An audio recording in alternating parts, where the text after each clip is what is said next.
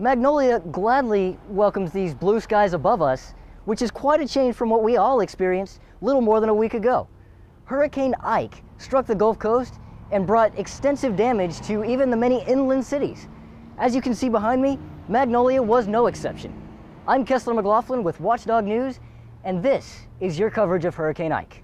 As gas lines got longer and the food supply diminished, Hurricane Ike relentlessly approached the Texas Gulf Coast. After ravaging the shoreline, Hurricane Ike continued inland, still delivering quite a punch.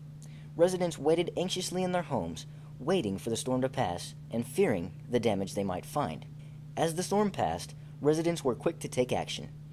Be it clearing their land or helping their neighbors, Magnolia residents accepted the challenge left in the aftermath of Ike. Electricians from all across North America came to the aid of Southeast Texas in its time of need. The Red Cross was also quick to distribute food to local residents. Complete restoration is a slow process, but it's well underway. For the most part, the community was able to bounce back fairly well after the storm, but the schools, however, weren't so lucky.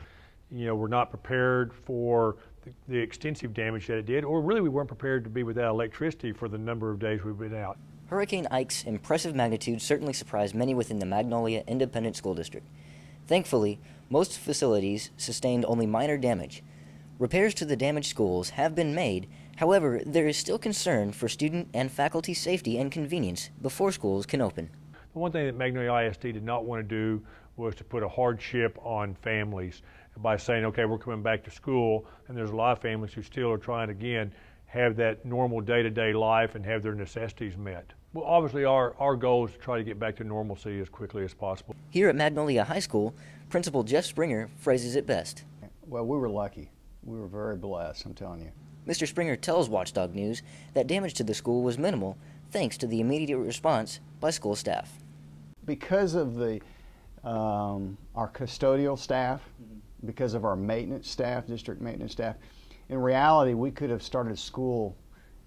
If we were a single building, we could have had school here, but the reason we didn't, obviously, is because of the thousands of people without power and water, students and so forth. As schools begin to open their doors to students, Magnolia is slowly on the road to recovery.